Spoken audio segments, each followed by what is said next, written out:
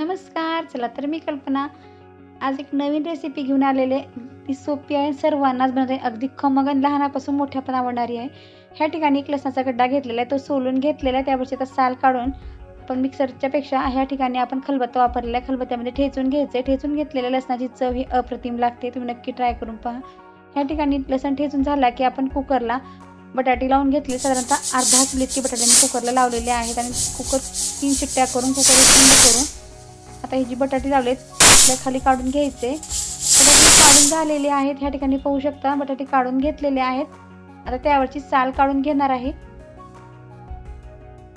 साल काढून झालं की थोडंसं आपल्याला मोठं ह्याला मॅश करायचं आहे. जास्त मॅश मी करणार नाही आत्ताच. ह्या ठिकाणी फक्त सुरीनं करून घेणार आहे, कारण गरम आहेत, हाताने लगेच करता येणार नाही.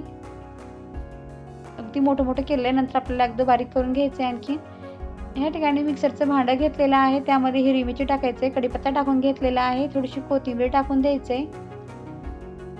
अगदी थोड्याशा लसणाच्या पाकळ्या टाकून घेतलेल्या आहेत आणि मिक्सरला मस्तीची आपण पेस्ट करून घेतलेली आहे. गॅसवरती कढई ठेवायचं आणि 4 ते 5 चमचे इतकं तेल टाकून घेतलेलं आहे. तेल छान कडकीत गरम झालं की त्यामध्ये अर्धा चमचा मोहरी टाकून घेतलेली आहे, अर्धा चमचा जिरे टाकून घ्यायचे. जिरे छान तडतडले की आपण जी पेस्ट करून घेतलेली आहे हिरवी मिरची ती टाकून दिलेली आहे.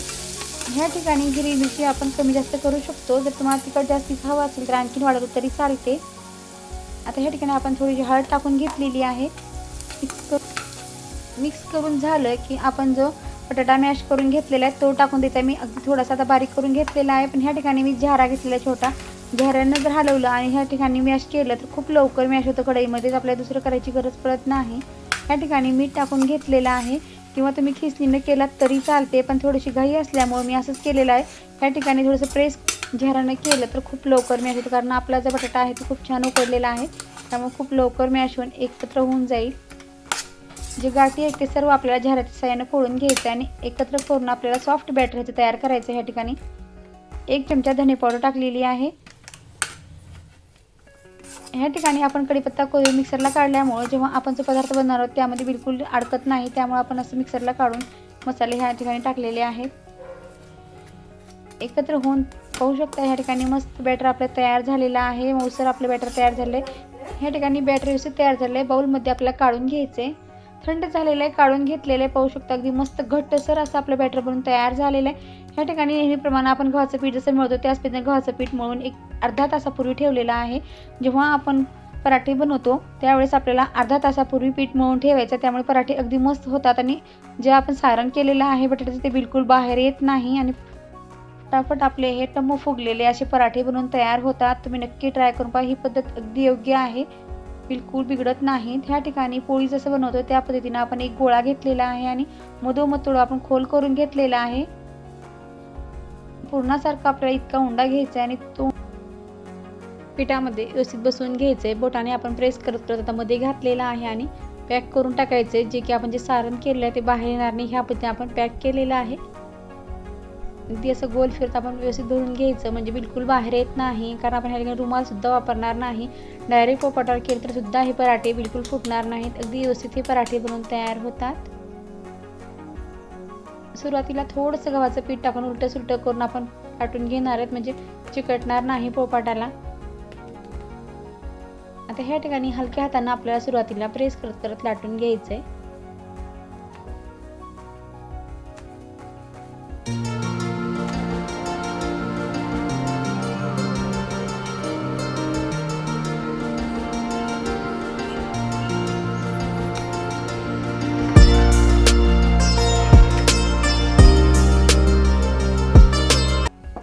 पराठा लाटतेस आपण साईडला प्रेस करून मोठं केलेलं आहे त्या हलक्या हातानं.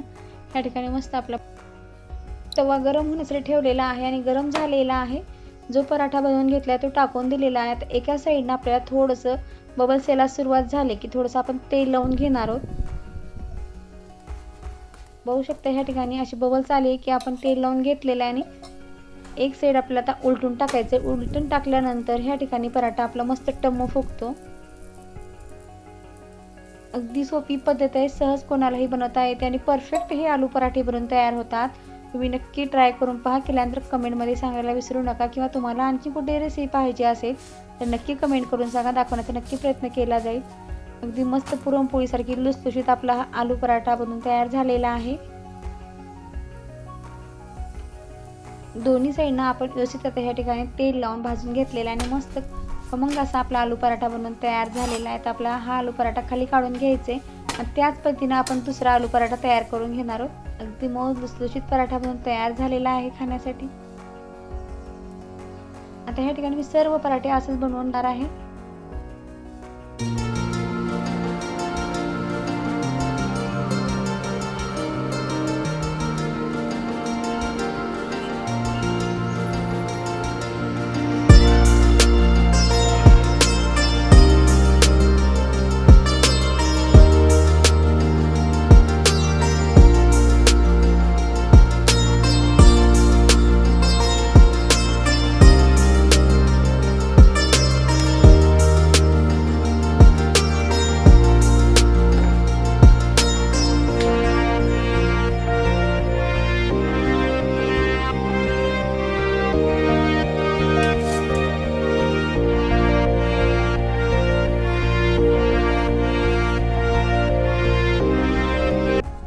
आता छान आपले बटाट्याचे पराठे मस्त बनवून तयार झालेत. मऊ लुसलुशीत पाहताच दिसत असतील पुरणपोळीसारखे वाटणारे हे आपले आलू पराठे लुसलुशीत बनवून तयार झालेत.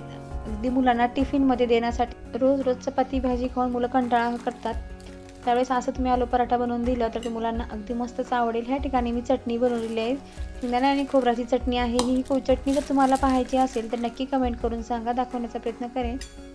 अगदी खाण्यासाठी आपले चटणीसोबत पराठे बनवून तयार झाले. तुम्हाला हे पराठे कसे वाटले नक्की कमेंट करून सांगा. व्हिडिओ पाहिल्याबद्दल धन्यवाद. पुन्हा भेटूया अशाच एका नवीन रेसिपीसोबत.